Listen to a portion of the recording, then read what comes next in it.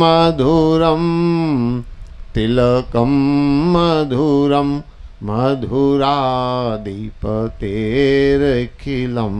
मधुरं करणं मधुरं तरणं मधुरं हरणं मधुरं स्मरणं मधुरं वमितं मधुरं शमितं मधुरं मधुराधिपतेरखिलं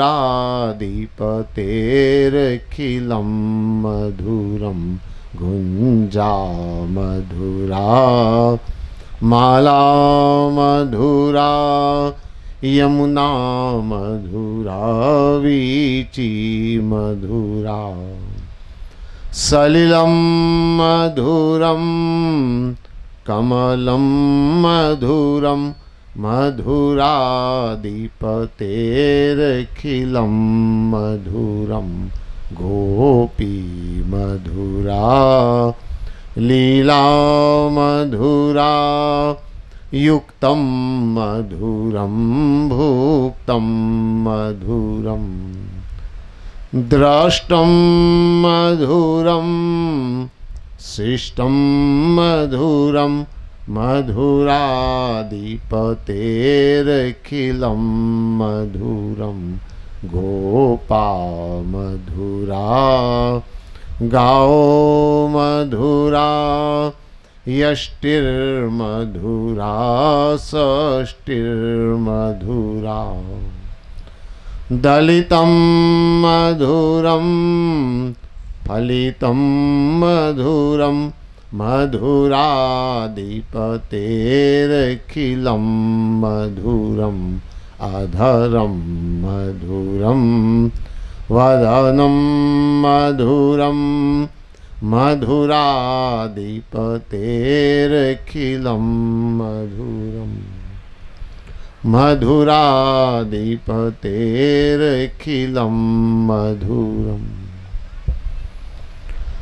बोलिए श्री कृष्णचंद्र भगवान की, सियावर रामचंद्र की, शंकर भगवान की, सत्य सनातन धर्म की। आदरणीय पंडित जी महाराज, परम सम्माननीय इस आयोजन के प्रमुख आयोजक श्रद्धेय श्री कृष्णा जी साहू जी तथा सम्माननीय उनके परिवार के समस्त सदस्यगण, उपस्थित समस्त धर्मानुरागी, धर्म प्रेमी, सत्संग प्रेमी, आध्यात्म प्रेमी बंधुओं, श्रद्धा स्वरूपा भक्तिमयी, स्नेहमयी, वात्सल्यमयी माताओं एवं बहनों, नन्हे मुन्ने बाल गोपाल, आइए सत्संग की परंपरा के अनुसार सबसे पहले दो बार भगवान के नाम का संकीर्तन कर लें। तदुपरांत आज की भागवत चर्चा प्रारंभ की जाएगी। सभी मिलकर के श्रद्धा और प्रेम से गाएं। कृष्ण गोविंद गोपाल गाते चलो,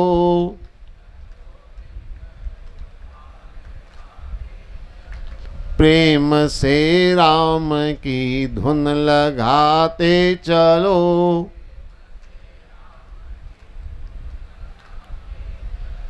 कृष्ण गोविंद गोपाल गाते चलो।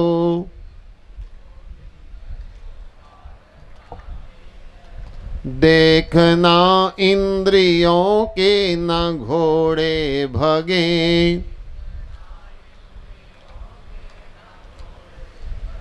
रात दिन इनको संयम के कोड़े लगे।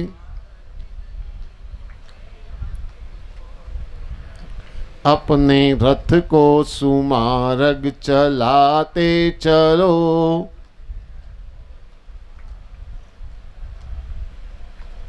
कृष्ण गोविंद गोपाल गाते चलो।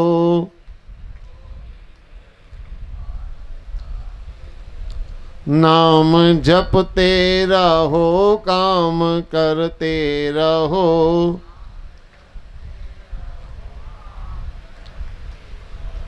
पाप की वासनाओं से डरते रहो।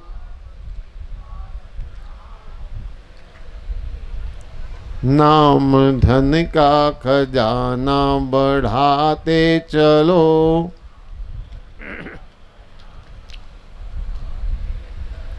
कृष्ण गोविंद गोपाल गाते चलो।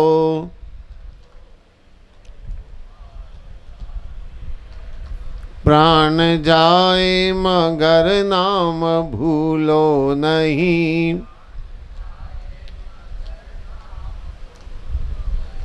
दुख में तड़फो नहीं, सुख में फूलो नहीं।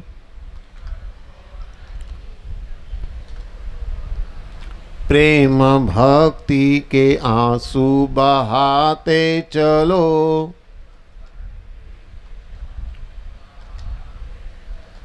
कृष्ण गोविंद गोपाल गाते चलो।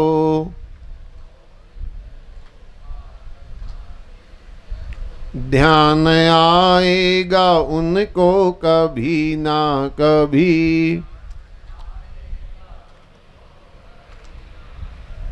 भक्त पाएगा उनको कभी ना कभी। ऐसा विश्वास मन में बढ़ाते चलो।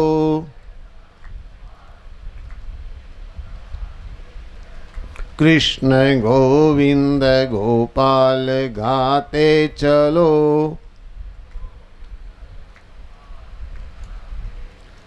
प्रेम से राम की धुन लगाते चलो।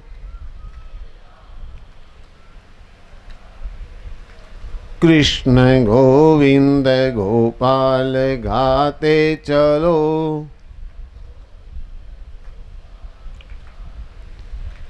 बोलो श्री कृष्णचंद्र भगवान की, सियावर रामचंद्र की, शंकर भगवान की, सत्य सनातन धर्म की। आइए हम लोग श्रीमद् भागवत महापुराण की चर्चा प्रारंभ करें। भागवत की चर्चा करते हुए कल मैंने आपसे निवेदन किया था कि भागवत सुनने का हमारा लक्ष्य क्या है। अगर लक्ष्य महान होगा तो भागवत का लाभ विशेष आपको मिलेगा। परीक्षित ने भागवत सुनी आत्म कल्याण के लिए, तो आज दिन तक परीक्षित को याद किया जाता है। तो हम लोग भागवत सुने जरूर, पर हमारा सुनने का एक लक्ष्य होना चाहिए,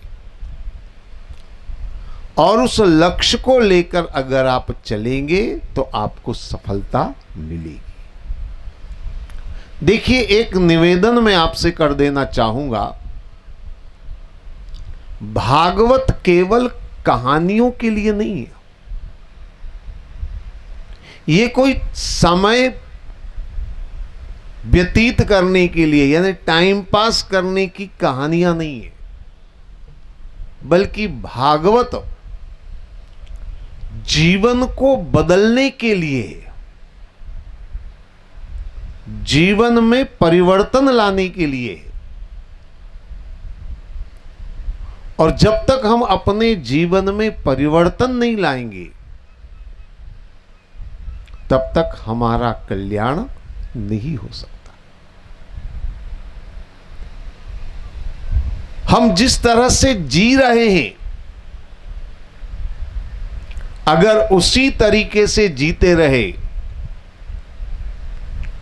तो निश्चित मानिए वही होगा, पुनरपि जननम पुनरपि मरणम पुनरपि जननी जठरे शैलम। आए हैं, चले जाएंगे, फिर आएंगे, फिर चले जाएंगे। ये चक्र चलता रहता है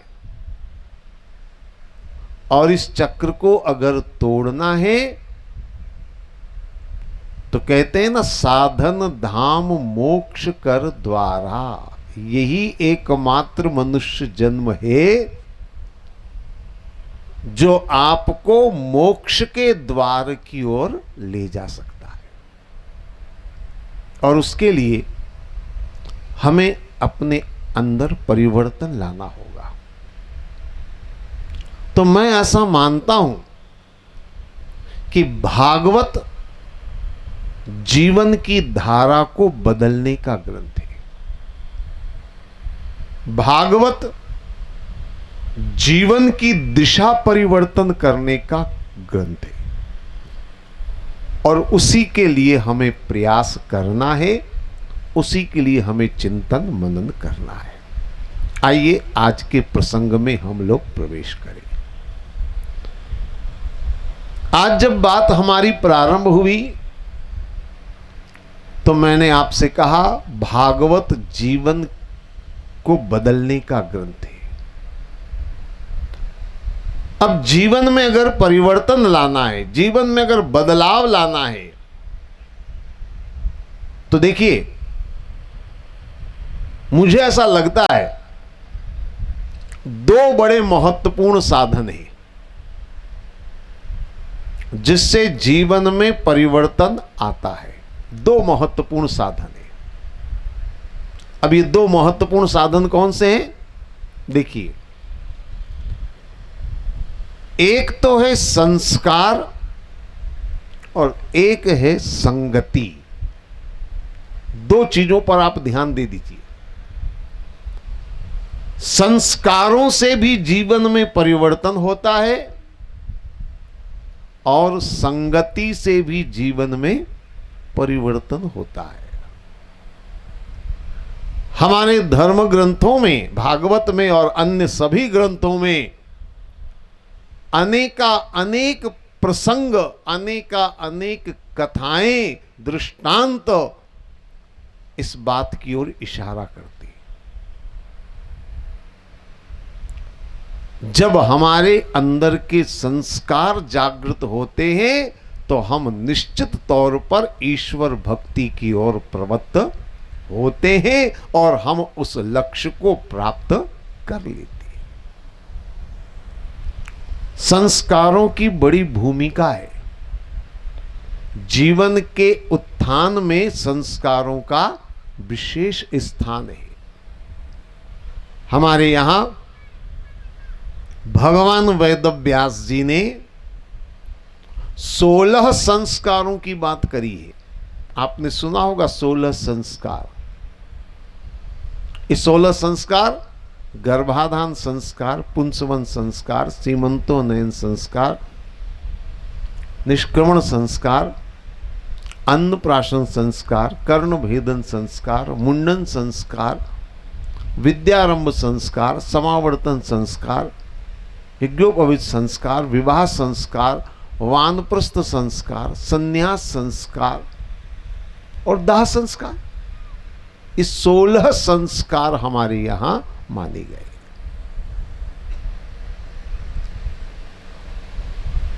जीवन में संस्कारों का बड़ा गहरा प्रभाव है।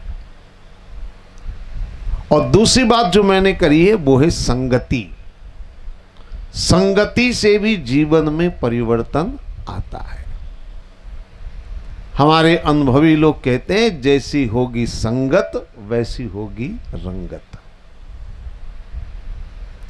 भागवत में इन दोनों के बारे में बड़े विस्तार से वर्णन किया गया है। आज हम इसी बात को लेकर आगे बढ़ेंगे। संस्कार का जीवन पर कितना प्रभाव पड़ता है और संगति का जीवन पर कितना प्रभाव पड़ता है, इन दोनों बातों को लेकर के हम आज चर्चा करेंगे। देखिए, जब बात आती है संस्कारों की, तो भागवत का एक प्रसंग मुझे याद आता है, और वह प्रसंग इसलिए भी याद आता है क्योंकि अभी अभी जो पर्व आप जानते हैं ना, बहुत बड़ा पर्व हमारे देश का, जो अभी अभी 4-5 दिन पहले आप लोगों ने भी मनाया होगा,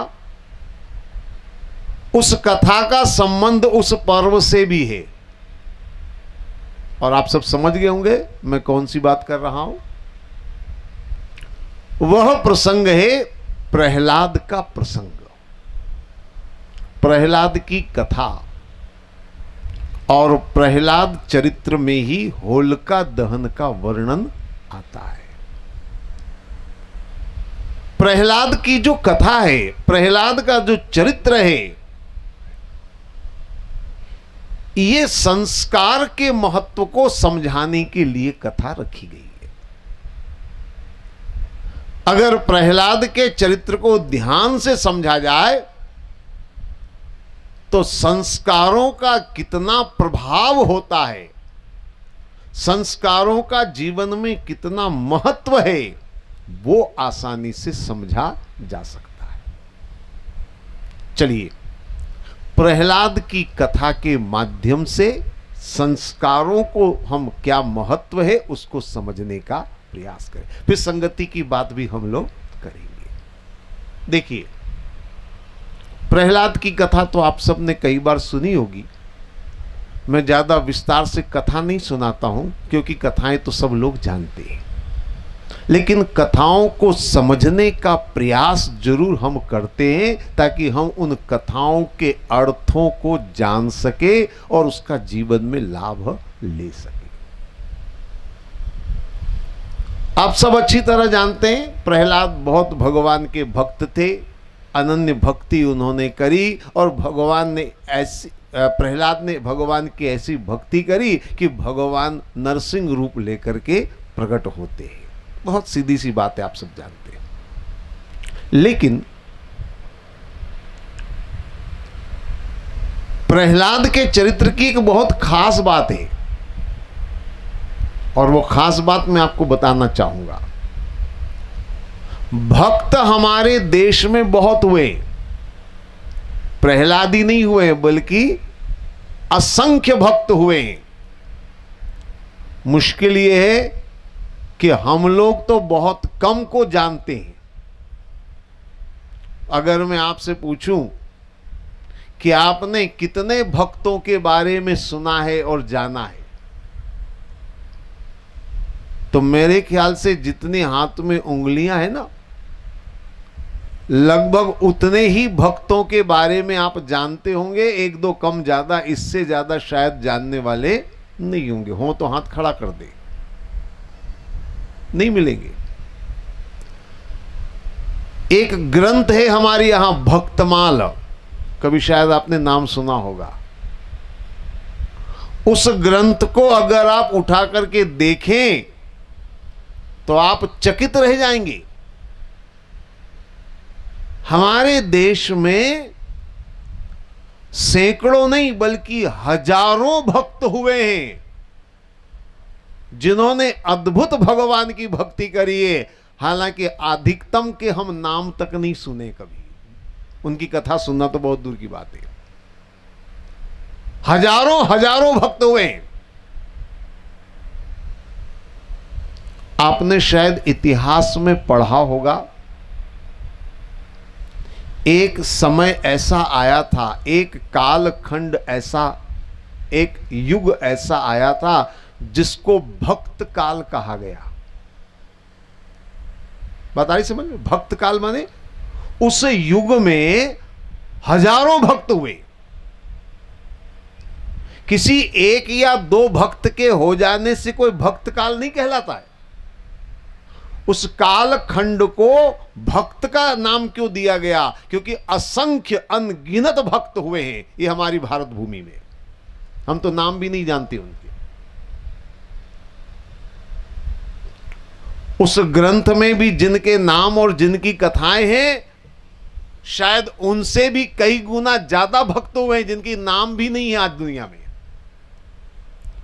तो मैं आपको केवल एक बात निवेदन कर रहा हूं कि भक्त तो हमारे देश में असंख्य हुए, लेकिन प्रहलाद जैसा भक्त मैंने दूसरा नहीं देखा।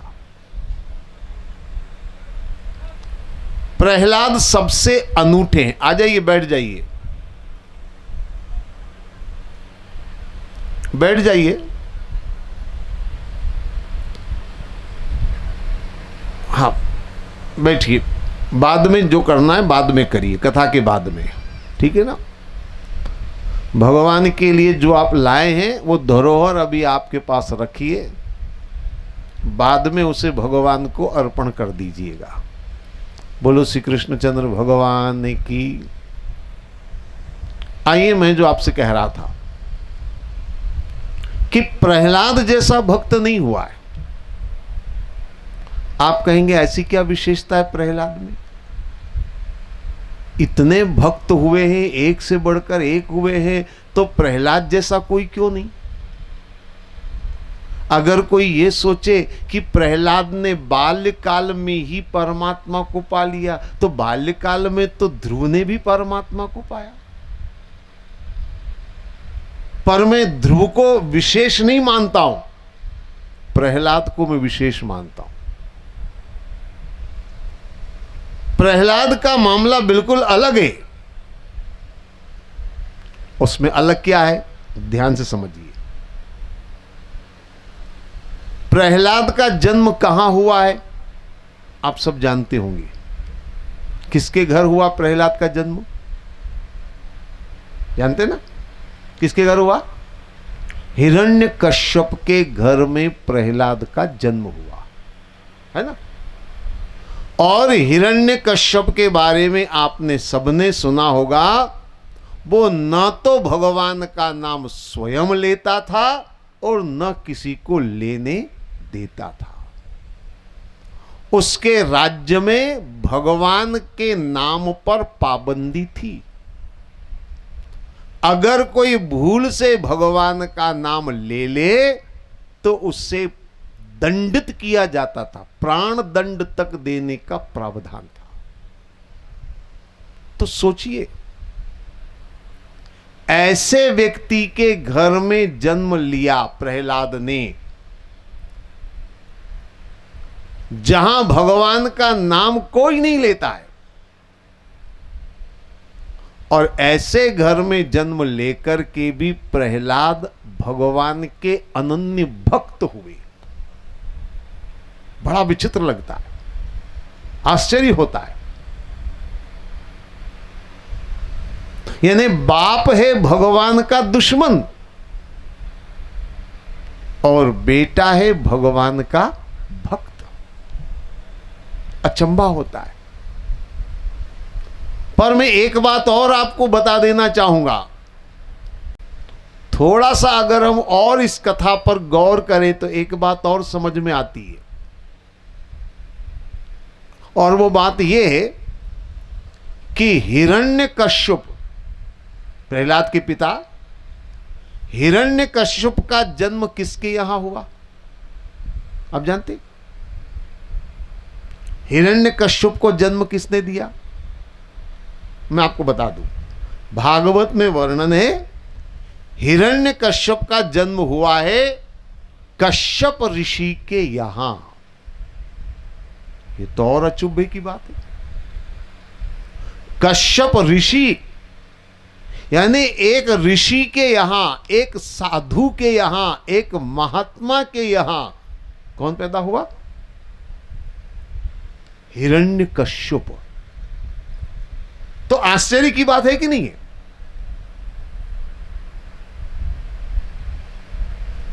बड़ा अचंभा लगता है सुनकर के, बड़ा विचित्र लगता है सुनकर के। यानी अगर ठीक ढंग से देखा जाए तो ऐसा लगता है, यानी कश्यप ऋषि हैं, उनके घर में हिरण्यकश्यप पैदा हुआ। हिरण्यकश्यप दैत्य है, उसके घर प्रहलाद पैदा हो गए। तो सुन करके कभी कभी ऐसा लगता है जैसे साधु के घर में डाकू और डाकू के घर में साधु पैदा हो गया, है कि नहीं? ऐसा लगता है कि नहीं? अच्छा, यहां पर मन में एक सवाल पैदा होता है। हम लोग हमेशा से ये सुनते चले आ रहे हैं और ये मानते भी हैं कि संतान के ऊपर पिता का प्रभाव पड़ता है, जिसको हम कहते हैं खून का असर। होता है कि नहीं होता? लेकिन यहां आप देखिए, प्रहलाद के जीवन पर उसके पिता हिरण्यकश्यप का कोई प्रभाव है? नहीं है। और हिरण्यकश्यप के ऊपर उनके पिता कश्यप ऋषि का कोई प्रभाव है? नहीं है। तो इन दोनों घटनाओं को सुनकर के तो कभी कभी मन में ये विचार आता है कि संतान के ऊपर पिता का प्रभाव पड़ता भी है कि नहीं पड़ता है। आपका क्या विचार है?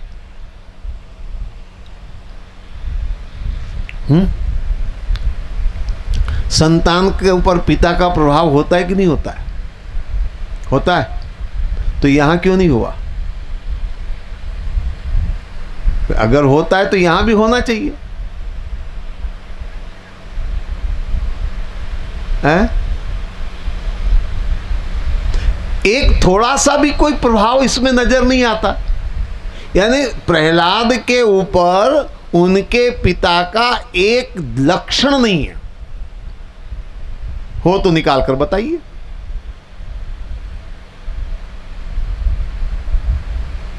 क्या विचार है?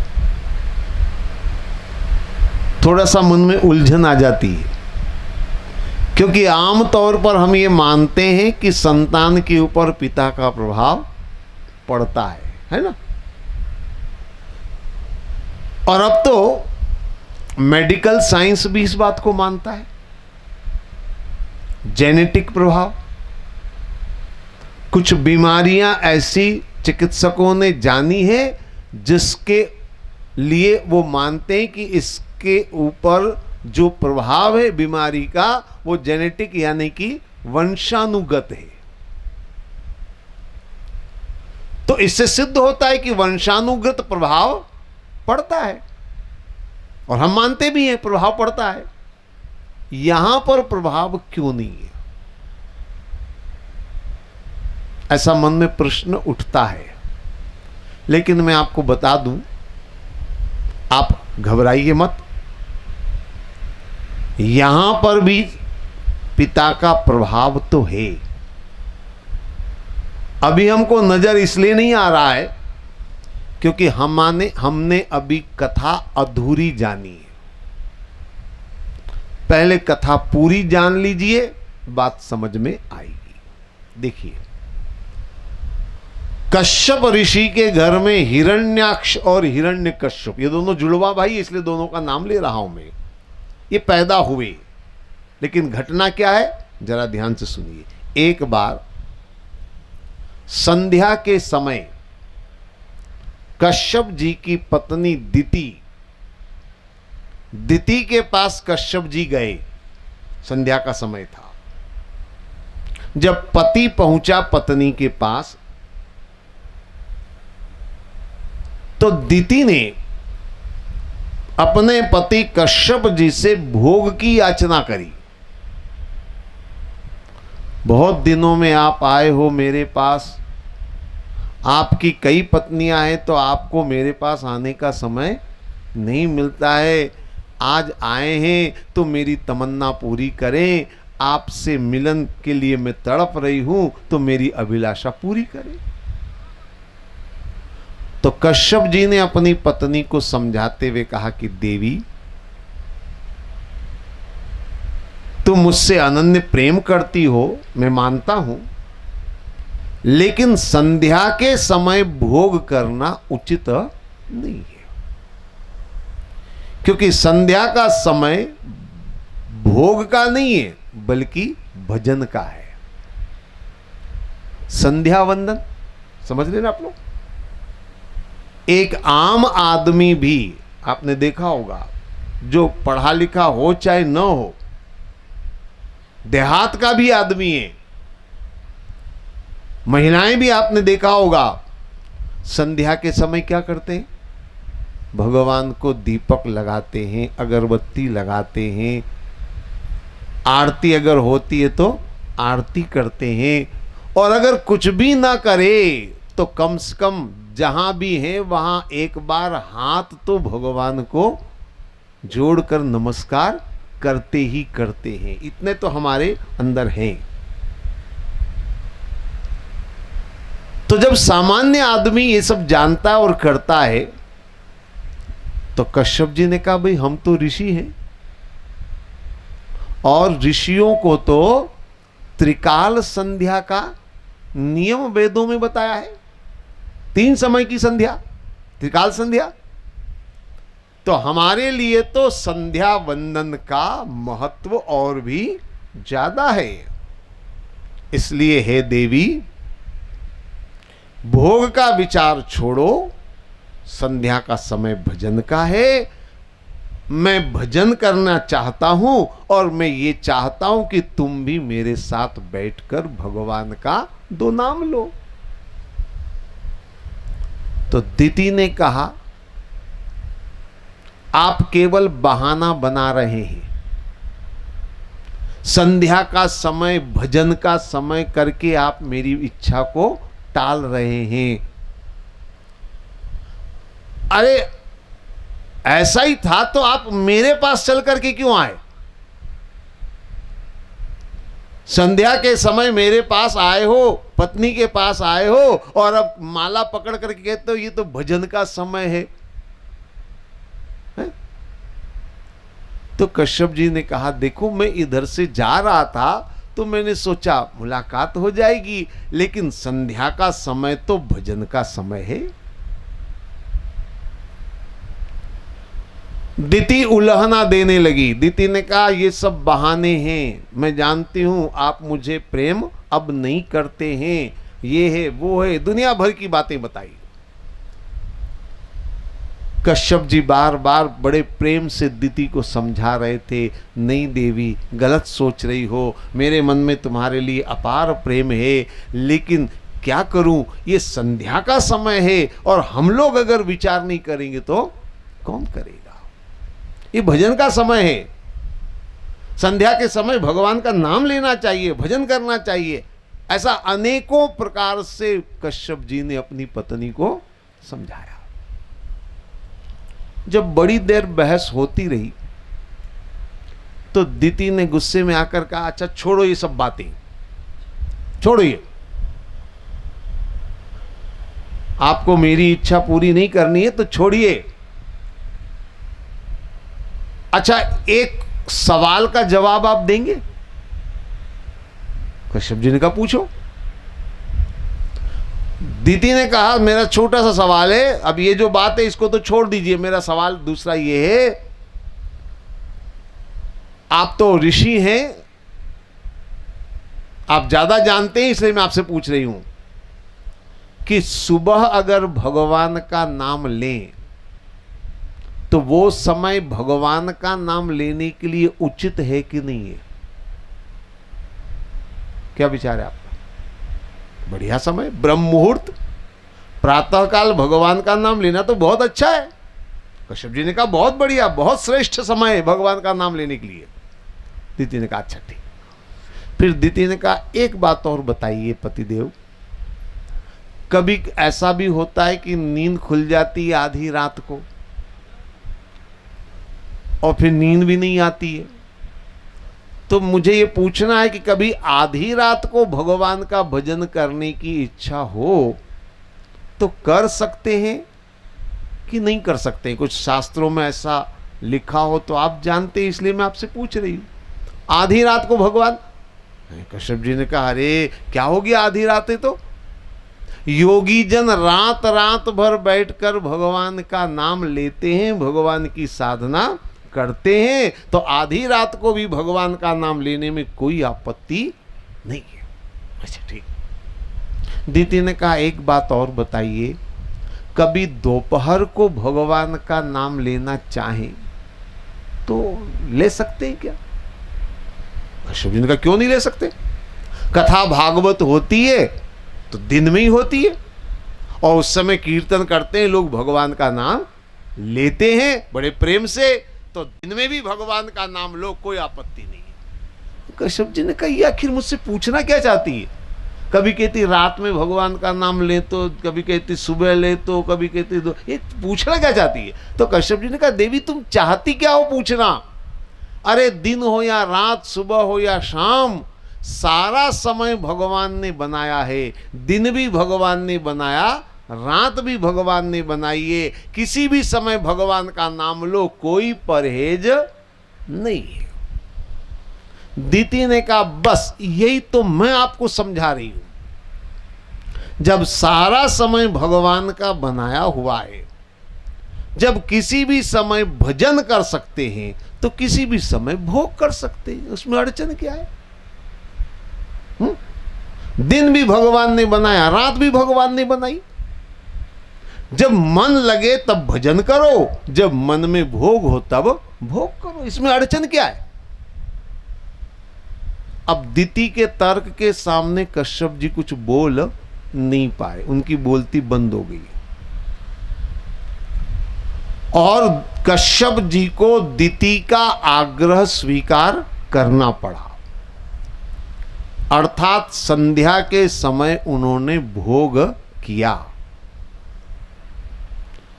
उससे दिति गर्भवती हुई और आकाशवाणी हुई। संध्या के समय भगवान का भजन छोड़कर भोग किया, धर्म का उल्लंघन किया, इसलिए इस दिति के गर्भ से अधर्मी पुत्र पैदा होगा, बड़ा भयंकर पुत्र पैदा होगा, ऐसा आकाशवाणी ने कहा। और दिति के गर्भ से 2 बालक पैदा हुए, जुड़वा, आप जानते हैं, हिरण्याक्ष और हिरण्यकश्यप। अब ये पूरी कथा हो गई, और अब पूरी कथा सुनने के बाद आपके बात समझ में आई होगी। कश्यप जी चाहे ऋषि थे, चाहे कितने भी बड़े साधु थे, लेकिन संध्या के समय उन्होंने भजन को छोड़कर भोग किया, धर्म का उल्लंघन किया, इसीलिए उनके यहां अधर्मी पुत्र पैदा हुआ। तो बताइए ये पिता के संस्कारों का प्रभाव है कि नहीं है? अब समझ में आया ना पिता का प्रभाव? तो हम जो मानते चले आ रहे वो गलत नहीं है, संतान के ऊपर पिता का प्रभाव पड़ता है, यहां पर भी पड़ा है। कश्यप जी ने गलत काम किया, उसका प्रभाव पड़ा, बच्चा जो है वो गलत कर्म करने वाला हुआ। अब आ जाइए प्रहलाद की बात हम करें तो और ज्यादा बात समझ में आ जाएगी। ये प्रहलाद की कथा भी पूरी तरह सुन लीजिए, जो भागवत में वर्णित है, जो ग्रंथों में वर्णित है, तो आपके समझ में आ जाएगी बात। हिरण्यकश्यप के घर में प्रहलाद कैसे पैदा हुए वो कथा सुनिए। एक बार हिरण्यकश्यप के मन में विचार आया। क्या विचार आया? कि नारायण से मुझे बदला लेना है, क्योंकि मेरे भाई को नारायण ने मारा, तो मुझे बदला लेना है। लेकिन नारायण से बदला लेने के लिए मुझे और शक्ति संपन्न होना पड़ेगा, और शक्तियां मिलती है तपस्या से। तो मुझे और तपस्या करनी चाहिए, जिससे कि मैं और शक्तिशाली बनूं और मैं नारायण से बदला ले सकूं। तो हिरण्यकश्यप एक दिन अपनी पत्नी को कह करके कि मैं तपस्या करने जा रहा हूं, वो चल पड़ा। जैसे ही हिरण्यकश्यप तपस्या के लिए घर से चला, देवताओं में खलबली मच गई। देवता दौड़े दौड़े अपने गुरु बृहस्पति के पास पहुंचे।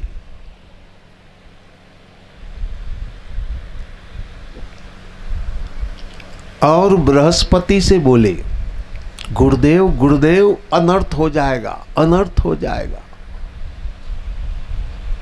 बृहस्पति ने कहा, क्या अनर्थ हो जाएगा? देवताओं ने कहा, अरे वो राक्षस, वो हिरण्याक्ष, ये हिरण्यकश्यप फिर से तपस्या करने जा रहा है। अगर इसने तपस्या कर ली तो और वरदान पाएगा। पहले भी ये बहुत सारे वरदान पा चुका है। आप तो जानते होंगे हिरण्यकश्यप ने जो बड़े वरदान पाए थे, बड़े विचित्र वरदान है। न दिन को मरूं, न रात को मरूं, न भीतर मरूं, न बाहर मरूं, न आदमी से मरूं, न जानवर से मरूं, न अस्त्र से मरूं, न शस्त्र। कैसे कैसे वरदान पाए थे इसने। देवताओं ने कहा, अब अगर ये और तपस्या करेगा और वरदान पाएगा, और जितने वरदान इसके बढ़ेंगे उतनी देवताओं की मुसीबत बढ़ेगी। तो गुरुदेव कुछ करिए, ये तपस्या करने जा रहा है, कुछ करिए। तो बृहस्पति ने देवताओं से कहा, तुमने बहुत अच्छे समय पर मुझे आकर खबर दी, चिंता मत करो, मैं कुछ उपाय करता हूं। ठीक है। अब बृहस्पति ने देवताओं को आश्वासन दिया। हिरण्यकश्यप तपस्या करने जा रहा था। एक सुंदर रमणीक स्थान नजर आया, सुंदर बटवृक्ष की छांव थी। सोचा इसने कि यहीं मैं आसन लगाकर बैठ जाता हूं तपस्या करने। पर जैसे ही उसने आसन बिछाया बैठने के लिए, उसी समय बृहस्पति एक तोते का रूप लेकर आए पक्षियों के झुंड के बीच में, और वहां आकर के नारायण नारायण कह करके वापस पक्षियों के साथ उड़ गए। अब पक्षी तो पक्षी के झुंड में चला गया। हिरण्यकश्यप ने नारायण नारायण शब्द सुना,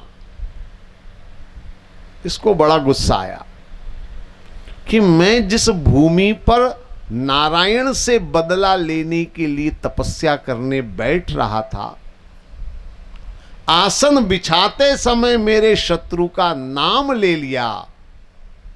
इस पक्षी ने तो ये मेरा स्थान ही अपवित्र कर दिया, मेरा मुहूर्त ही बिगाड़ दिया, मूड खराब हो गया। अब मैं यहां तपस्या नहीं करूंगा। दुश्मन का नाम लिया, और वो भी बिल्कुल बैठते समय। वापस उसने आसन समेटा, बगल में दबाया और घर चला आया। जब घर में प्रवेश किया, हिरण्यकश्यप की पत्नी, जिसका नाम कुयाधु है, भागवत में वर्णन आता है, ये कुयाधु बड़ी विद्वान और बड़ी बुद्धिमान स्त्री थी।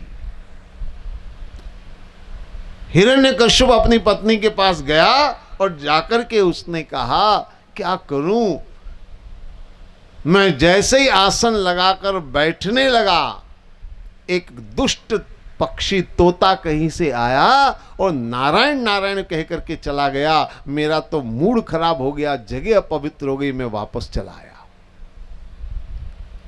कुयाधु ने सारी बात सुनी और उसे अचंभा इस बात से हुआ कि मेरे पति, जो कभी स्वप्न में भी भगवान का नाम नहीं लेते, आज इस घटना से उनके मुंह से नारायण नारायण का नाम तो कम से कम निकला।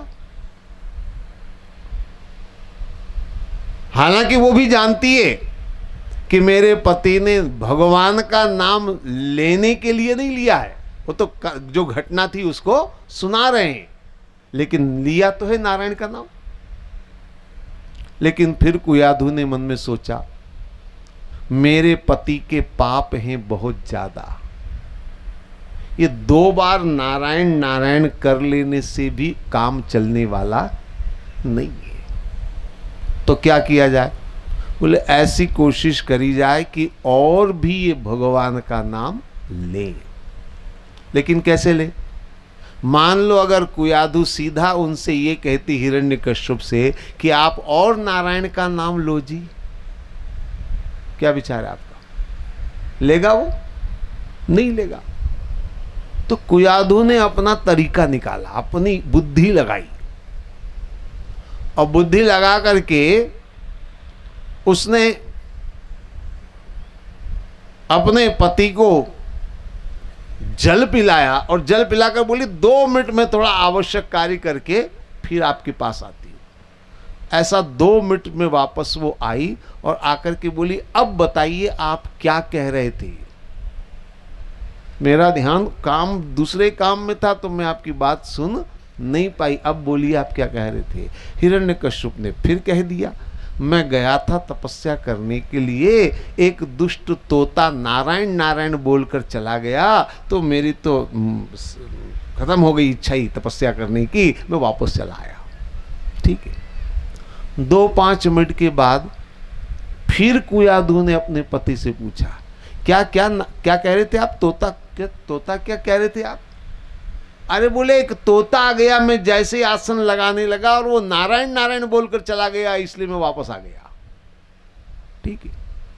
5-10 मिनट के बाद फिर कुयाधु ने अपने पति से पूछा, आप गए थे तपस्या करने के लिए, इतनी जल्दी कैसे आ गए? क्या बात है? कोई मुझसे भूल हो गई? कुछ सामान छूट गया था? तो उसने कहा, नहीं नहीं, तुम्हारी कोई भूल नहीं है, तुम और कोई सामान वामान नहीं छूटा था, मैं जैसे ही बैठने लगा वो तोता नारायण नारायण बोलकर चला गया, इसलिए वापस आ गया। ठीक है। आधा 1 घंटे के बाद फिर कुयाधु ने पूछा, आप मुझसे कुछ छुपा रहे हैं, कुछ मुझसे भूल हुई है, वरना इतनी जल्दी आप लौटने वालों में नहीं, आपका संकल्प दृढ़ है, आप तपस्या करने गए तो कैसे आ गए? कुछ न कुछ तो बताइए, मुझसे कुछ भूल हुई है। हिरण्यकश्यप ने कहा, नहीं नहीं, तुमसे कोई भूल नहीं हुई है, तुम्हारी गलती नहीं है, मैं तो वो नालायक तोता नारायण नारायण बोलकर चला गया, इसलिए वापस पलट कर आया। 2-3 घंटे के बाद फिर कुयाधु ने घुमा फिरा करके पूछा, ऐसे अलग अलग तरीके से, अलग अलग ढंग से ऐसा शास्त्रों में वर्णन आता है कि कुयाधु ने अपने पति के मुख से 108 बार नारायण नारायण का उच्चारण करवा लिया। और दूसरी सबसे बड़ी बात यह है कि जब कुयाधु ये प्रयास कर रही थी कि मेरे पति भगवान का नाम ले, और जाने अनजाने में ही सही, जब हिरण्यकश्यप नारायण का नाम ले रहे थे, उसी समय प्रहलाद गर्भ में आए। तो जब प्रहलाद गर्भ में आए तब स्थिति क्या थी कि पिता भगवान का नाम ले रहा है और मां भगवान का ही चिंतन कर रही है, और इसीलिए प्रहलाद जन्म से ही भगवान के अनन्य भक्त के रूप में पैदा हुए। अब आप विचार करिए, अब शायद आप समझ रहे होंगे पूरी कथा सुन करके कि हिरण्यकश्यप राक्षस जरूर था, हिरण्यकश्यप दुष्ट दुराचारी जरूर था, लेकिन जब प्रहलाद गर्भ में आए तब वो भगवान का नाम ले रहे थे, और इसीलिए प्रहलाद के जीवन पर उनका प्रभाव पड़ा। तो संतान के ऊपर पिता का प्रभाव यहां भी पड़ा है ना। ठीक, मेरा इतना ही निवेदन है कि ऐसा जो हमेशा से हम सुनते चले आ रहे हैं वो गलत नहीं है, संतान के ऊपर पिता का प्रभाव पड़ता ही है। परंतु हां, यहां एक बात और मैं आपको जोड़कर कहना चाहूंगा। अभी तक हम जो सुनते आ रहे हैं वो गलत नहीं है, संतान के ऊपर खून का असर होता है, पिता का असर होता है। पर इसमें एक बात और जोड़ लेनी चाहिए, और वो जोड़नी ये चाहिए कि जितना प्रभाव पिता का होता है उतना ही प्रभाव, बल्कि उससे और ज्यादा प्रभाव संतान के ऊपर मां का होता है। इस बात को साथ में जोड़ लेना चाहिए। केवल पिता का प्रभाव नहीं होता है, बल्कि साथ में मां का प्रभाव भी होता है। जरा इन दोनों कथाओं को बारीकी से समझिए।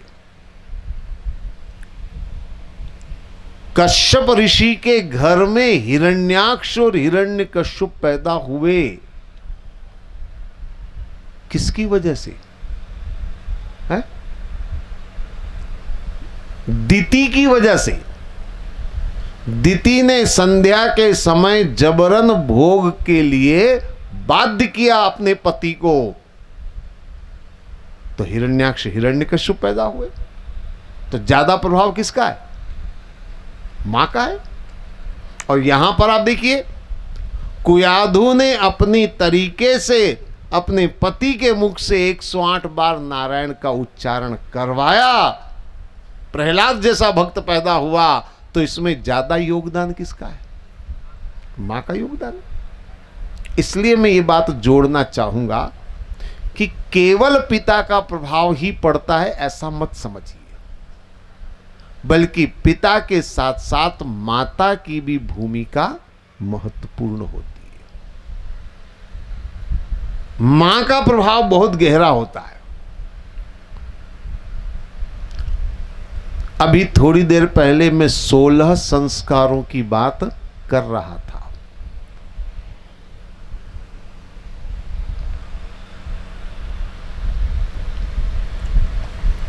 अगर ध्यान से देखा जाए तो ये जो दोनों कथाएं मैंने अभी आपको सुनाई है, यानी प्रहलाद का जन्म और हिरण्यकश्यप का जन्म, ये दोनों कथाएं सबसे पहला संस्कार जो होता है ना, गर्भाधान संस्कार, ये उसी की कथा है। गर्भाधान संस्कार, गर्भ धारण करते समय का प्रभाव, कश्यप चाहे कितने भी बड़े ऋषि हों, लेकिन संध्या के समय उन्होंने धर्म को छोड़ करके भोग किया, तो गर्भाधान संस्कार का ही प्रभाव था कि हिरण्याक्ष और हिरण्यकश्यप जैसे अधर्मी पुत्र पैदा हुए। और हिरण्यकश्यप चाहे कितना भी बड़ा दैत्य हो, असुर हो, भगवान का विरोधी हो, लेकिन गर्भाधान के समय वो भगवान का नाम ले रहे थे, इसलिए भगवत भक्त संतान उनके यहां पैदा हुई। तो ये जो दोनों कथाएं हैं, ये दोनों कथाएं अगर देखी जाए तो दोनों कथाएं संस्कार से संबंधित हैं। पहला संस्कार गर्भाधान संस्कार, और उसी संस्कार की ये दोनों कथाएं। संतान के ऊपर, मनुष्य के जीवन पर संस्कारों का बहुत गहरा प्रभाव पड़ता है, और इसीलिए मैंने ये प्रसंग आपके सामने रखा है। मैंने आज आपसे निवेदन किया कि जीवन को बदलने में दो चीजें मुख्य होती हैं, संस्कार और संगति। संस्कार का प्रभाव कितना होता है, उसी को समझाने के लिए प्रहलाद का प्रसंग मैं आपके सामने रख रहा हूं। और आपने देखा, ये संस्कार का प्रभाव था कि प्रहलाद जन्म से ही भगवान के अनन्य भक्त हुए। आज के युग में कई बार लोग मुझसे पूछते हैं कि आज संस्कारों का प्रभाव, निश्चित रूप से आज भी संस्कारों का प्रभाव संतान के ऊपर होता है, पर जैसे संस्कार दिए जाएंगे वैसे ही प्रभाव पड़ेगा। आज संस्कार कैसे दिए जाते हैं वो आप सब अच्छी तरह जानते हैं, कुछ छुपी हुई बात नहीं। एक कवि की कुछ पंक्तियां मुझे याद आ रही, वो मैं आपको बता दूं। आजकल संस्कार कैसे दिए जाते हैं, तो वो कवि कह रहा था कि पति को फिल्म इतनी पसंद आई, पति को फिल्म इतनी पसंद आई कि उसने अपनी नवविवाहित पत्नी को 20 बार शोले दिखाई। उसने अपनी नवविवाहित पत्नी को 20 बार शोले दिखाई। थोड़े दिन बाद उनके यहाँ एक शुभ कार्य संपन्न हुआ, अस्पताल में एक होनहार बालक उत्पन्न हुआ। पति ने नर्स से पूछा बच्चा कैसा है, उत्तर मिला लाजवाब है, पैदा होते ही फिल्मों की पोल खोल रहा है, रोने की बजाय डायलॉग बोल रहा है। अब जैसे संस्कार मिलेंगे वैसा ही तो प्रभाव होगा। ऐसा नहीं कि संस्कारों का प्रभाव आज नहीं है, आज भी है, लेकिन आज जैसे संस्कार मिल रहे हैं वैसा प्रभाव पड़ रहा है। बोले पैदा होते फिल्मों की पोल खोल रहा है, रोने की बजाय डायलॉग बोल रहा है। पति ने अंदर जाकर के देखा तो बच्चा अपनी मां की छाती पर चढ़ के गला पकड़ करके कह रहा था कितने आदमी थे। तो जैसे संस्कार मिलेंगे वैसा ही प्रभाव पड़ने वाला है। लेकिन एक बात निश्चित मानिए कि जीवन में संस्कारों का प्रभाव बहुत ज्यादा होता है। और जैसा कि अभी थोड़ी देर पहले मैं आपको बता रहा था, जितना पिता के संस्कारों का प्रभाव संतान पर पड़ता है उससे भी ज्यादा मां के संस्कारों का प्रभाव संतान पर पड़ता है। प्रहलाद की कथा अगर समझनी है तो संस्कार को ही समझना होगा, क्योंकि सारा प्रहलाद का चरित्र इसी पर टिका हुआ है। वरना ऐसे घर में पैदा होकर के कोई भगवान की भक्ति करे ये संभव नहीं। हिरण्यकश्यप के घर में कोई भगवान का नाम लेता नहीं था, घर में कोई एक भी फोटो भगवान की टंगी नहीं थी, कोई एक जो है वो किताब धर्म ग्रंथ वहां रखा हुआ नहीं था, कोई मंदिर आजू बाजू में नहीं था। बच्चा कहां से सीख रहा है भगवान का नाम? प्रहलाद ने मुंह से जब बोलना शुरू किया तब से नारायण का नाम लेना शुरू कर दिया। तो ये भक्ति कहां से आई उनके जीवन में? इस संस्कारों से आई है। और इसलिए मैं आपसे निवेदन कर रहा हूं कि संस्कारों का जीवन पर बहुत गहरा प्रभाव पड़ता है और मां का महत्व बहुत ज्यादा है। ये मैं फिर निवेदन करूंगा। अभी मैं आपको बता रहा था, कथा सुना रहा था कि कुयाधु ने अपनी युक्ति से, अपने तरीके से प्रयास किया और हिरण्यकश्यप के मुख से 108 बार नारायण नारायण का उच्चारण करवाया। ठीक है ना? जब जब मैं ये कथा करता हूं मेरे मन में एक विचार आता है और वो मैं सामने रख भी देता हूं अपने विचार। मैं माताओं से निवेदन करूंगा इस कथा को ध्यान से आपने, क्या विचार है आपका? वो भी नारी है, आप भी नारी है, क्यों नहीं कर सकती ऐसा? जब कुयाधु कर सकती है आप भी कर सकती हैं। कुछ माताएं सोच रही होंगी कि हमें डर लगता है, हम क्या कर सकती हैं, अबला नारी वाली भावना रहती है मन में। ज्यादा अगर हमने कुछ कहा उनको तो वो हमको दंडित कर सकते हैं, ऐसा भाव महिलाओं के मन में रहता है। मैं आपसे निवेदन करूं, क्या खतरा कुयाधु को नहीं था? सोचो जरा, अगर हिरण्यकश्यप को पता चल जाता, जरा सा भी उसको भनक लग जाती कि ये असल में मेरे मुख से नारायण का नाम उच्चारण करवा रही है, तो आप क्या समझ रही है? हिरण्यकश्यप छोड़ देता? उसी समय तलवार लेकर गर्दन काट देता। आप सोचिए मेरी बात, जो आदमी अपनी इकलौती संतान को मार सकता है, मारने के लिए तत्पर हो सकता है, उसके लिए पत्नी को मारना कोई मुश्किल कार्य नहीं है। ये बहुत सीधी बात है। तो अगर कुयाधु के बारे में जरा भी संदेह होता, जरा भी उसको लगता, तो वो उसी समय गर्दन काट देता। तो खतरा कुयाधु को कम नहीं था, आपसे ज्यादा था। कुयाधु का पति तलवार वाला था, आपका पति ज्यादा से ज्यादा डंडे वाला होगा, और क्या होगा। नहीं, मैं नहीं जानता कैसे है आपके पति परमेश्वर, अच्छे भी हो सकते हैं। मैं तो ये कह रहा हूं कि खतरा तो कुयाधु को भी था, लेकिन खतरे से डर जाएंगे तो काम नहीं चलेगा। थोड़ी हिम्मत जुटानी होगी, थोड़ी बुद्धि लगानी होगी, और अगर माताएं संकल्प ले लें तो परिवर्तन क्यों नहीं आएगा, निश्चित रूप से आ सकता है। और इसलिए मैंने कहा कि ये कुयाधु की कथा सुनने के लिए नहीं है, सोचने के लिए है कि देखो कुयाधु ने कितनी हिम्मत दिखाई, तब कहीं जाकर प्रहलाद जैसा पुत्र उन्होंने पाया। आप भी अच्छे संतान अगर पाना चाहती हैं तो आपको भी इसके लिए प्रयास तो करना पड़ेगा। बिना प्रयास के कुछ हल होने वाला नहीं है। बिना प्रयासों के कोई प्रतिफल प्राप्त होने वाला नहीं है, इसलिए प्रयास तो करना पड़ेगा। और स्त्रियां कर सकती हैं।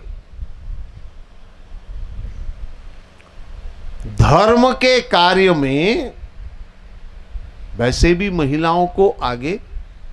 अच्छा, एक बात मैं आपसे पूछूं, धर्म के मामले में पुरुष आगे हैं कि महिलाएं आगे हैं?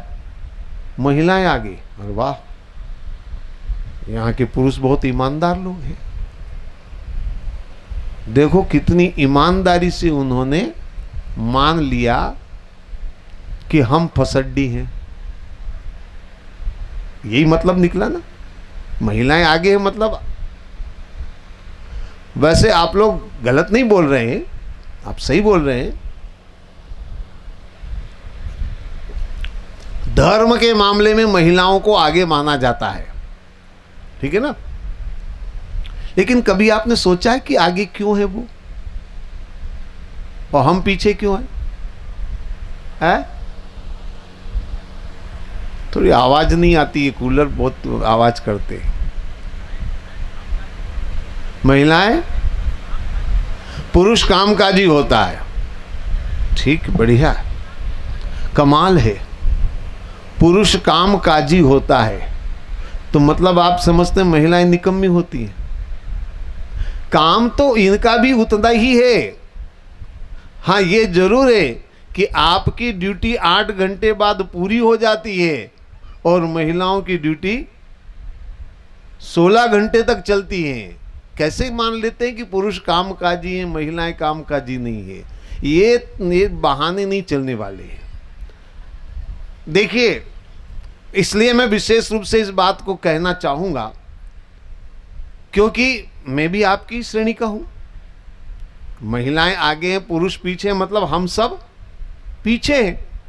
लेकिन क्यों है पीछे, इस पर कभी हमने गौर नहीं किया, कभी हमने विचार नहीं किया। आज चलिए 2 मिनट विचार कर लेते हैं। पर उससे पहले मैं पुरुषों से एक बात पूछना चाहूंगा, और वो ये पूछना चाहूंगा कि आप आगे होना चाहते हो कि नहीं चाहते हो? नहीं चाहते हो तो फिर मैं क्यों कहूं फालतू में। आपको पीछे ही रहने में मजा आ रहा हो तो फिर मैं जबरदस्ती तो आगे नहीं कर सकता। आगे होना है ना। चलिए, आगे कैसे हो सकते हैं और पीछे क्यों हैं, मैं दोनों चीजें आपको बता दूं। देखिए, ध्यान से मेरी बात समझना। धर्म के मामले में कभी कभी मैं सब सोचता हूं तो मुझे बड़ा अचंभा होता है, और आप भी मेरी बात पर विचार करें। देखिए, भारतीय समाज में आज भी इसलिए कह रहा हूं कि आज हम बहुत अपने आप को विकासशील मानते हैं और महिलाएं भी बहुत ज्यादा आगे बढ़ चुकी है, परंतु भारतीय समाज में आज भी खर्च करने की स्वतंत्रता जितनी पुरुषों को है, क्या उतनी माताओं को है? नहीं है, है ना? आप 1000, 5000, 10,000 भी कहीं खर्च कर दें तो पूछने की जरूरत आपको नहीं है। और महिलाओं को अगर खर्च करना हो तो पहले पूछना पड़ेगा, मांगना पड़ेगा। और मान लो अलग से उन्होंने अपना फंड बना भी रखा हो, तो वो जानती हैं कि पूछने पर तो कभी हाँ करने वाले नहीं हैं, तो अक्सर वो छुप छुप करके, इन्हें डर डर करके जैसे तैसे वो करती हैं। वो भी उतना नहीं कर पाती हैं जितना कि पुरुष करती है। एक और बात मैं आपसे पूछूं, आने जाने की जितनी स्वतंत्रता पुरुषों को है, क्या उतनी स्वतंत्रता महिलाओं को है? नहीं है। अब आप सोचना मेरी बात, खर्च करने की आजादी पुरुषों को, आने जाने की स्वतंत्रता पुरुषों को, तो फिर धर्म के मामले में महिलाएं आगे कैसे? ये सोचने की बात है। आप 10,000 का भी दान करोगे तो कोई हाथ पकड़ने वाला नहीं है, और महिलाओं को 1000 का भी दान करना हो तो 1000 बार सोचना पड़ेगा। आप अगर 4 घंटे मंदिर में जाकर बैठ गए, कोई कहने वाला नहीं है। और महिला अगर 4 घंटे के लिए मंदिर में जाकर बैठ जाए और आपके ऑफिस का समय हो और पता लगे कि श्रीमती जी तो मंदिर में बैठी हैं, तो चाय बाद में गर्म होगी, पहले आप गर्म हो जाएंगे। ये सोचने की, समझने की बात है। तो इतनी परिस्थितियां होने के बाद भी धर्म में पुरुष पीछे, महिलाएं आगे क्यों है? उसका कारण है, वो कारण समझिए। सैद्धांतिक बात बताता हूं मैं आपको। देखिए, महिलाओं में एक बहुत बड़ा गुण है, और मैं महिलाओं से कहूंगा, माताओं से कहूंगा कि जो गुण आपको है वो है प्रकृति से प्राप्त। समझ में आ गई ना आपको? ये मत समझना कि आपने प्रयास नहीं किया है, लेकिन परमात्मा ने आपको एक गुण दिया है, और वह गुण पुरुषों में भी है, ऐसा नहीं कि नहीं है, पर महिलाओं की बजाय वो कम है। और वह गुण जो है ना, वो क्या है गुण, मैं उसकी बात कर रहा हूं, आप उसको समझिए। धर्म पालन के लिए बहुत जरूरी बात मैं आपको बता रहा हूं। देखिए, महिलाओं में एक बहुत बड़ा गुण है, और वह गुण है सहनशीलता का गुण। ध्यान से मेरी बात समझना। कौन सा गुण? सहनशीलता का गुण। जितनी महिलाएं सहनशील होती हैं, उतने पुरुष सहनशील नहीं होते। आप कभी भी कहीं पर भी प्रयोग करके देख लीजिए, गलत तो नहीं कह रहा हूं। और हम लोग कभी इस बात पर ध्यान ही नहीं देते कि धर्म का आचरण करने में सहनशीलता का होना बहुत जरूरी है। इस पर हमने कभी ध्यान नहीं दिया। केवल मंदिर जाने से और तिलक लगाने से कोई धार्मिक नहीं हो जाता। हमारे अंदर सहनशीलता का गुण होना चाहिए। जैसे मैं एक उदाहरण दूं आपको। मान लीजिए, आपने घर में अक्सर देखा होगा, छोटा बच्चा है 2, 4, 6 महीने का, 8 महीने का, कभी कभी मान लो वो, उसको कोई परेशानी है, उसको कोई तकलीफ है, तो वो रोता है। 2-4 महीने का बच्चा तो रोएगा ही, और नहीं तो क्या करेगा, बोल तो सकता नहीं। और माँ जो है रात रात भर उस बच्चे को गोदी में लेकर के बैठी रहती है, उसे चुप करने का प्रयास करती रहती है। ये बहुत आम बात बता रहा हूं मैं, कोई अलग से घटना नहीं बता रहा हूं। लेकिन मान लो किसी दिन ऐसा मौका आए कि पत्नी चली गई हो 1 आध दिन के लिए, और वो 2, 4, 8 महीने का बच्चा रात भर आपको रखना है, और अगर मान लो वो रात को रोना शुरू कर दे, तो क्या करेंगे आप? चुप करने की कोशिश करेंगे, ऐसा नहीं कि नहीं करेंगे। उसको बोतल में दूध है, वो दूध भी पिलाएंगे, पानी भी पिलाएंगे, घुमाएंगे भी सही, उसको झूले में भी झुलाएंगे, हो सकता है डॉक्टर को भी दिखाएं, सब कर ले, फिर भी अगर वो रोना बंद न करे, रात की 1 बज गई, 2 बज गई, 2:30 बज गई, अब भी अगर वो रोना बंद नहीं करे, शाम 8 बजे से आप लगातार कोशिश कर रहे हैं, रात की 2 बज गई, 2:30 बज गई, 3 बज गई, अगर तब भी वो रोना बंद नहीं करेगा, तो कहीं ना कहीं मन में ये जरूर आएगा कि साले का गला दबा दूं, बंद, चुप होता ही नहीं।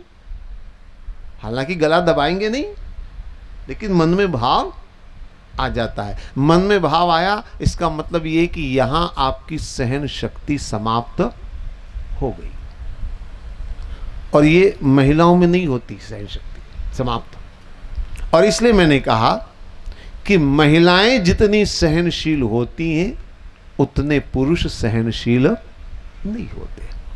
और याद रखिए, धर्म के पालन में, नोट कर लीजिए मेरी बात, धर्म के पालन में सहनशील होना बहुत जरूरी है।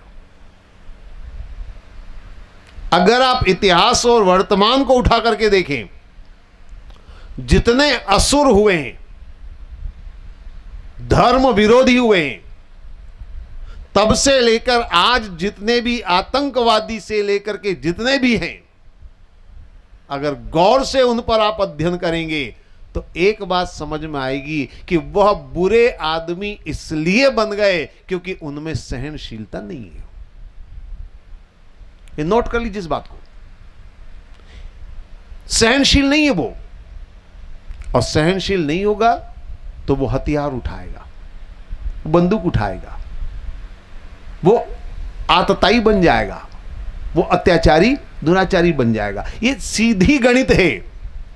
और इसलिए मैं कहूंगा, धर्म के पालन में सहनशील का होना बहुत जरूरी है।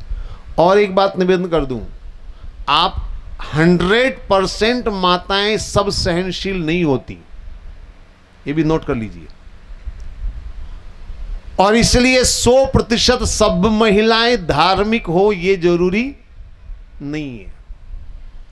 ये ऐसा नहीं है कि बस आपने महिला के देह में जन्म ले लिया मतलब आप पक्का धार्मिक हो ही गए। और पुरुष भी बहुत सारे धर्म में आगे हो सकते हैं जिसको सहन शक्ति का गुण आ गया। तो मेरे कहने का मतलब यह है कि पुरुष भी धर्म में आगे हो सकते हैं। कैसे हो सकते हैं? अपनी सहनशीलता को बढ़ा करके। महिलाओं को यह गुण प्राकृतिक रूप से मिला है, यह अलग बात है, लेकिन पुरुषों को प्रयास करने से यह गुण प्राप्त हो जाता है। अगर थोड़ी कोशिश करेंगे तो निश्चित रूप से आप भी धर्म में अग्रणी हो सकते हैं। कुयाधु की कथा से आपने क्या सीखा? सोचो जरा। मैं प्रहलाद की जो कथा कर रहा हूं उसी बात पर आपको ले जा रहा हूं। कुयाधु में सहनशीलता थी। आप क्या सोच रहे हैं? 108 बार नारायण का नाम हिरण्यकश्यप के मुंह से ऐसे ही निकल गया होगा? है? कितनी बार बीच में हिरण्यकश्यप ने क्रोध किया होगा, कितनी बार चिल्लाया होगा, आज तुझे क्या हो गया है, पागल हो गई है, बार बार एक ही सवाल क्यों पूछ रही है, तेरा दिमाग खराब हो गया है, मेरा दिमाग क्या चाट लिया। ऐसे कई शब्दों के प्रयोग हिरण्यकश्यप ने किए होंगे, लेकिन कुयाधु ने उन सबको सहन किया। परिणाम क्या निकला? प्रहलाद जैसा भक्त पैदा हुआ। यह सहनशीलता बहुत जरूरी है। धर्म के पालन में सहनशीलता का होना बहुत जरूरी है। एक बात और मैं आपको इसके साथ में बता देना चाहूंगा, बहुत ध्यान से मेरी बात समझेंगे। आज सारी दुनिया आतंकवाद से जूझ रही है। जहां तक मैंने सुना और जाना है, शायद आपने भी सुना होगा, जितने आतंकवादी पकड़े गए, मारे गए, कभी आपने गौर किया? वो सारे के सारे आतंकवादी 20 से 40 साल की उम्र के बीच के। 65 साल वाले आतंकवादियों के कितने नाम आपने सुने? जरा एक आध मुझे बताइए। सुना कभी? नहीं सुना। क्यों नहीं सुना? सोचा नहीं आपने? अब सोचिए, जरा ध्यान से दी मेरी बात को। दरअसल युवा अवस्था में अक्सर आदमी सहनशीलता को खो बैठता है, और जहां सहनशीलता को आदमी ने छोड़ दिया, वहीं क्या होगा? वहीं वो हथियार उठा लेगा। आतंकवाद का मतलब क्या है? नक्सलवाद का मतलब क्या है?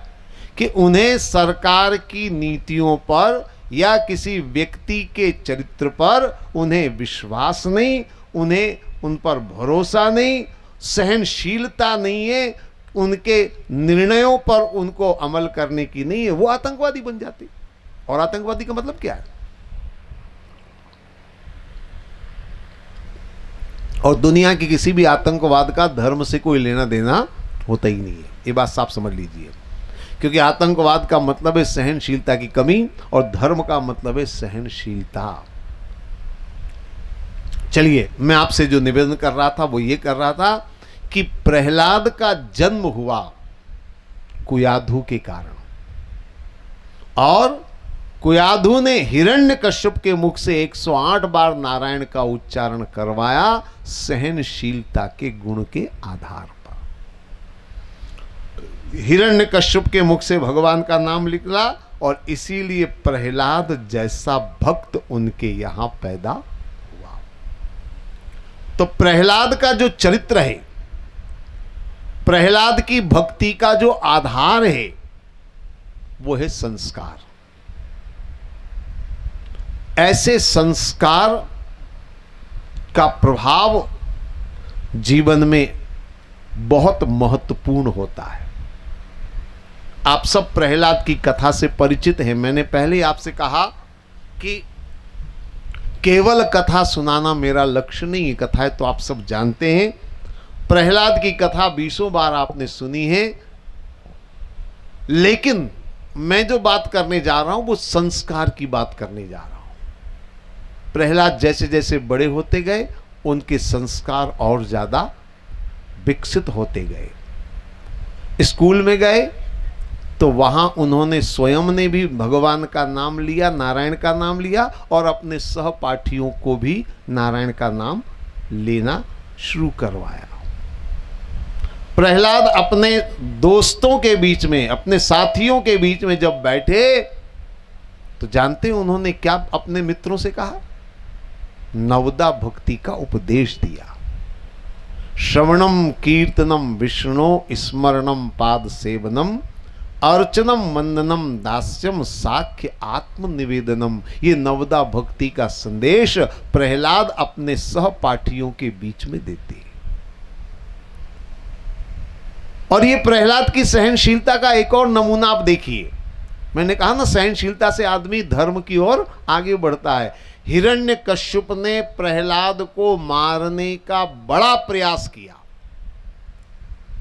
आप सब जानते हैं, जहर देकर मारने का प्रयास किया, सर्प से डसवाने का प्रयास किया, हाथी से कुचलवाने का प्रयास किया, होलिका अभी जो त्योहार निकला है, जला करके भी भस्म करने का प्रयास किया। हिरण्यकश्यप ने हर तरह से मारने का प्रयास किया, लेकिन प्रहलाद की सहनशीलता देखिए। बार बार पिता मारने का प्रयत्न कर रहा है, लेकिन फिर भी प्रहलाद न तो भगवान की भक्ति छोड़ रहे हैं, न उन्होंने अपने पिता का विरोध कभी किया। मैं कई बार सोचता हूं, और मेरे मन में एक विचार चलता है, अगर प्रहलाद की जगह आप होते, एक मिनट के लिए सोचना थोड़ा सा, अगर प्रहलाद की जगह आप और हम होते, यानी हम तो चाहते हैं भगवान का नाम लेना, पर हमारे घर वाले भगवान का नाम लेने से इनकार करते। और इनकार भी कैसे? तलवार निकाल करके। नाम लेगा तो गर्दन काट देंगे। क्या करेंगे आप? छोड़ देंगे भगवान का नाम लेना। और बहुत बढ़िया तर्क है, क्या करूं, मैं तो भगवान का नाम लेना चाहता था, पर पिताजी, अब क्या करूं, पिता की आज्ञा का पालन करना भी तो पुत्र का धर्म है। यानी धर्म का लेबल लगाएंगे ऊपर से, दुहाई देंगे धर्म की। जब तक पिताजी रहेंगे मैं नहीं कर पाऊंगा, उनके जाने के बाद देखूंगा, मैं फिर भगवान का नाम लूंगा। ये तर्क बहुत बढ़िया था, ये प्रहलाद भी दे सकते थे तर्क, लेकिन नहीं। प्रहलाद ने पिता का हर जुल्म सितम सहन किया। वो सहनशीलता देखी प्रहलाद की, और इसीलिए प्रहलाद परमात्मा को पाने में सफल हो गए। जब हिरण्यकश्यप ने हर तरह से देखा, मारने का प्रयास किया, फिर भी प्रहलाद जब नहीं मरे, तो एक बार हिरण्यकश्यप ने सोचा मैं खुद अपने हाथों से मारूंगा। बार बार ये कोई न कोई इसको सपोर्ट कर रहा है। हो सकता है मेरे राज्य का ही कोई कर्मचारी हो जो इसको सपोर्ट कर रहा, बचा रहा हो, तो मैं खुद मारूंगा। तो एक बार महल के अंदर राज दरबार में हिरण्यकश्यप और प्रहलाद दोनों थे। हिरण्यकश्यप ने अपने सैनिकों से, अपने सिपाहियों से कहा, सारे दरवाजे खिड़की बंद कर दो, आज देखता हूं इसको बचाने के लिए कौन आता है। तो प्रहलाद सुनकर के थोड़े अचंभित हुए, और प्रहलाद ने अपने पिता से कहा, पिताजी आप क्या समझ रहे हैं, मुझे बचाने वाला कहीं से आता है इसलिए आप दरवाजे खिड़की बंद कर रहे हैं? अरे वो कहीं से आता नहीं है, वो तो यही है। जब प्रहलाद ने कहा वो यही है, तो हिरण्यकश्यप एक बार तो डर गया और चारों तरफ देखने लगा, दरवाजे के पीछे, पर्दे के पीछे, पलंग के नीचे कोई छुपा हुआ तो नहीं है। जब कोई नजर नहीं आया, तो हिरण्यकश्यप ने प्रहलाद